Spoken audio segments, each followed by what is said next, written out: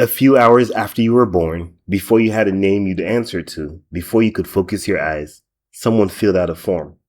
You weren't consulted, you couldn't be. And that form, not your body, not your heartbeat, is the reason you legally exist. Pull it up in your mind. The birth certificate. We treat it as a record of an event, like a photo of the moment. It's not a photo. It's a claim. A set of assertions a government makes about you and then agrees to believe forever. It asserts that you are a person, that you were born, when, where, to whom.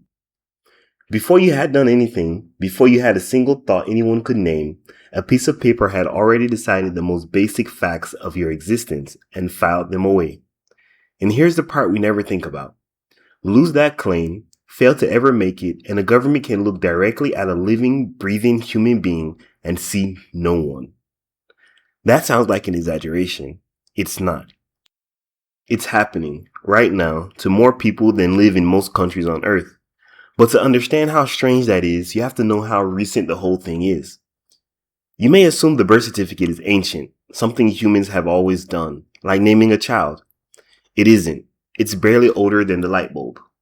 For most of history, if a birth was recorded at all, it was the church that did it, not the state.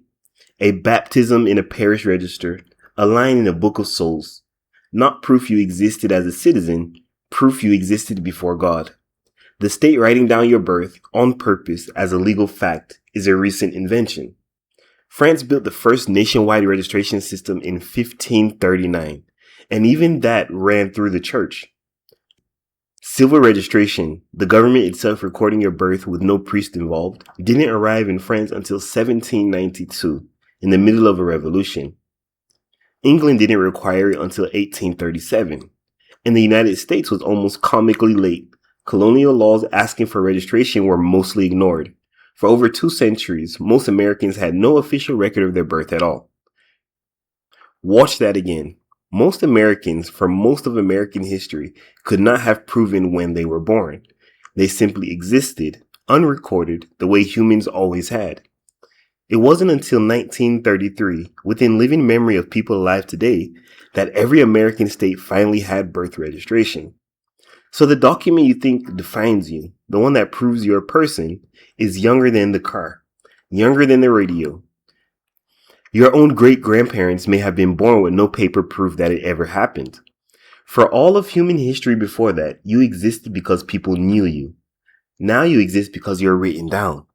And that flip, from being known to being recorded, did something nobody designed and nobody quite intended. It made the paper more real than the person. Think about what that means in practice. A document can now do something no human witness ever could. It can be the difference between a person who has rights and a person who, legally, isn't there. This isn't philosophy. There are people living this right now. The United Nations Children Agency tracks how many children get registered at birth. Their most recent global report puts a number on the ones who didn't. 150 million children. Under the age of 5, alive right now, born, breathing, growing, loved by someone. And as far as any government on earth is concerned, they do not exist.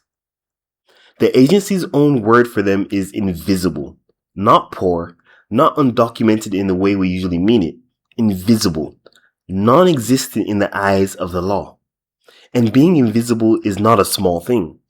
Without that record, a child often can't enroll in school, can't be treated at a clinic that requires identity, can't open a bank account, ever, can't prove their age, which means nothing protects them from being married off or put to work or treated as older than they are. There's a further layer to it. Beyond those 150 million, there are tens of millions more whose births were registered, but who were never given the certificate.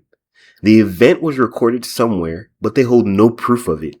And without the proof in your hand, the record might as well not exist. The person is real, the body is real, the life is real, but the paper is missing. And in our world, the paper is the part that counts. Now turn it around onto yourself, because it's easy to think this is a problem that happens to other people, far away. Everything you have rests on that first document. Your ID traces back to it. Your passport traces back to it. Your right to vote, to work legally, to claim what you're owed, to prove you're old enough or a citizen at all. Pull the thread and almost every official fact about your life leads back to one piece of paper filed when you were a few hours old. You are, in the eyes of every institution you ever deal with, a structure built on top of that single claim. And you never saw it made, you couldn't read, you couldn't object. Someone wrote down who you are and you have spent your whole life being that. A caveman had no documents and we have no doubt he existed. You have a wallet full of them, and without one specific piece of paper, filed before you could speak, a government can decide you don't. Somewhere along the way, the proof became more real than the thing it was proving. You were born. That was never in question. Whether the world agrees, that came down to a form, and someone else filled it out. Thank you for watching. For more like this, be sure to subscribe to the channel.